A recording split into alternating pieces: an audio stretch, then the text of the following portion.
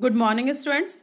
Today we will learn chapter 4 chemical reaction, when and what type. Let's begin the chapter.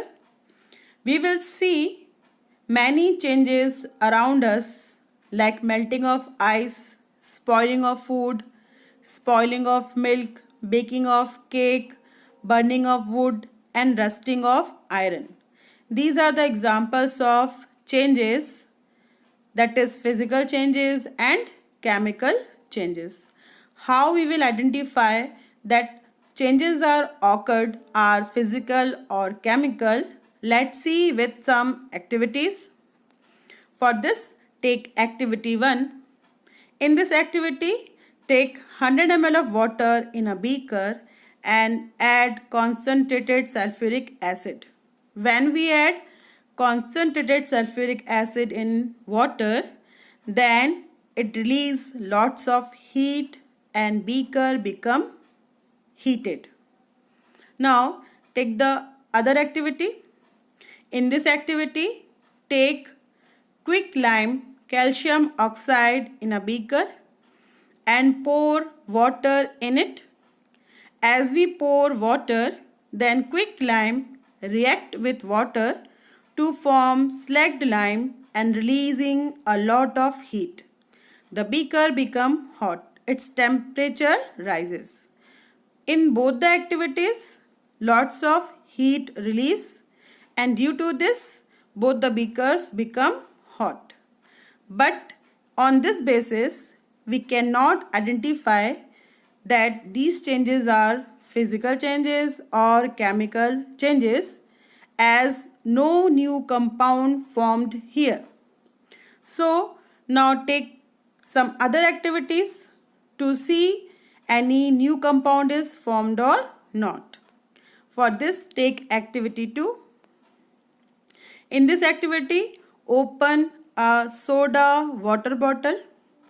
When we open the soda water bottle, carbon dioxide gas which dissolve in soda water will coming out. Then place blue litmus paper on the top of the bottle and you will see that blue litmus paper change into red. This is because carbon dioxide gas is acidic in nature and acid changes blue litmus to red. Now pour both the litmus paper, red litmus and blue litmus, in soda water solution. Afterward you will see that red litmus paper will remain unchanged and blue litmus paper, its color turns to red. That means acid changes blue litmus paper to red, and we can say that soda water having carbon dioxide gas which is acidic in nature. In this activity also no chemical changes occur. Now see one more activity. In this activity, when we heat baking soda, sodium hydrogen carbonate, it decomposes into sodium carbonate, water and carbon dioxide gas.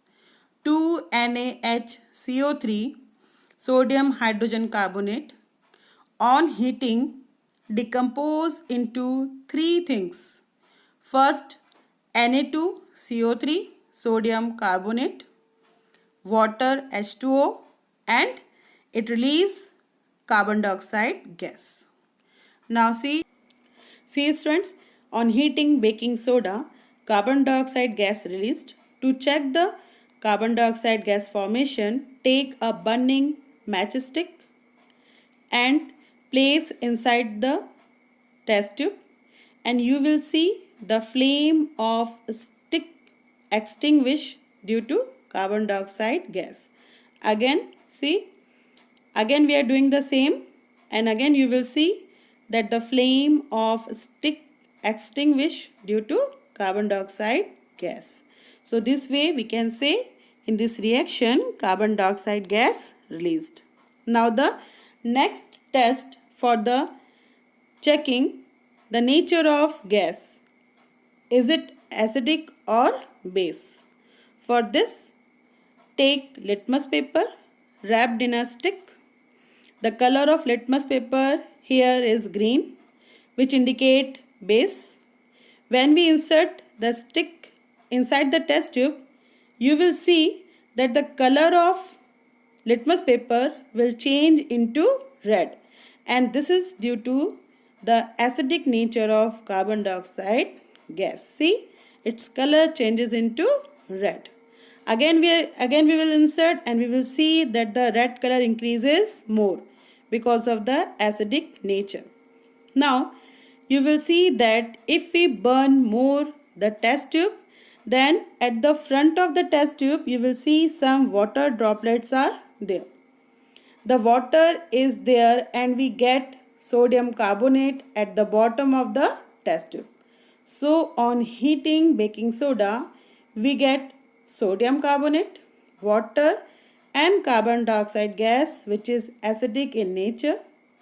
Here baking soda on heating decompose into three things: sodium carbonate, water and carbon dioxide gas. See, when we burn the front part of the test tube, then you will see some water droplets inside the test tube. See, and this way, in this activity, we can say the chemical reactions occur because we get a new compound. So it is a chemical reaction. Now chemical reaction. Chemical reaction are the process in which new substances with a new properties are formed. Reactants, the substances which take part in the chemical reaction, are called reactants. Products, the new substances produced as a result of chemical reaction, are called products. Now the properties of chemical reaction. First, evolution of gas. Liberation of gas and changes in the state of reactant are properties of a reaction. See, when two reactants like A and B, they chemically react, they form a product like AB and release gas. See, with activity, when we add hydrochloric acid and in calcium carbonate, you will find that calcium carbonate is an insoluble solid. Insoluble means which not dissolve in water. When it react with hydrochloric acid, it gives carbon dioxide gas and calcium chloride. See, when calcium carbonate CaCO3 react with hydrochloric acid 2HCl, it form CaCl2, calcium chloride, release carbon dioxide gas and form water H2O. In beaker, see the bubbles are showing carbon dioxide gas, and the bottom you will see water and calcium chloride. Now the second property of chemical reaction is energy changes.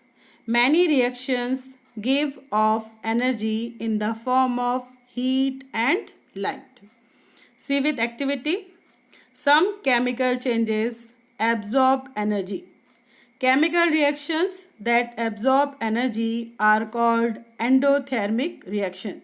That means when chemical reactions happens, then the chemical process, they takes energy from the chemical process. That is called endothermic reaction. See here, when we heat sugar in a test tube, you will see first sugar melt, and on heating more, you will see its color turns to black, and we will see upper part water droplets inside the wall of test tube. This is called charring of sugar. In this experiment, you will see a new compound is formed due to heating. So we say that chemical reactions happens when something is burnt. Such reaction absorb heat and these reactions are called endothermic reactions. Now, some chemical reactions that give off energy are called exothermic reactions. Means when chemical reaction happens, it releases lots of heat or energy. This type of chemical reactions are called exothermic reaction. See with the activity, when quicklime or calcium oxide is placed in a beaker containing some water, the latter becomes very hot and starts boiling. It is because of exothermic reaction. That means when we add water to quicklime, heat was produced, and therefore in some reactions heat is evolved, and these reactions are called exothermic reaction. Now see, the next property of chemical reaction is precipitation or residue formation. When reactants react, they form white residue. See the activity, when we add lemon juice in milk, a white residue formed, and the formation of a residue is also a property of chemical change. That means when we add lemon juice to milk, we see that the lemon juice spoil the milk and we see a white residue that is sometime we use for making sweets. Okay, so that formation of residue is a property of chemical change. The next is change in color. Take copper turning and add concentrated nitric acid in it, and you will see brown color gas is liberated during the chemical reaction. Change in the color of reactants are also a property of chemical reaction. Now change in state. Molecules present in the solid are in the state of slow vibration because the molecules of solids are tightly bound, so they are not having free space to move.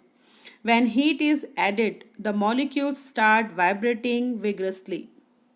That means molecules trying to move. And we see that due to heating, the molecules of solid, they vibrate and they try to move. Between them, free space increases, and due to this, solid changes into liquid and liquid changes into gaseous form. So, the change of state is also a property of chemical reaction. Now, let's revise the characteristics of chemical reaction. They are liberation of gas, changes of color, residue formation, heat changes, endothermic and exothermic, and changes in states of matter.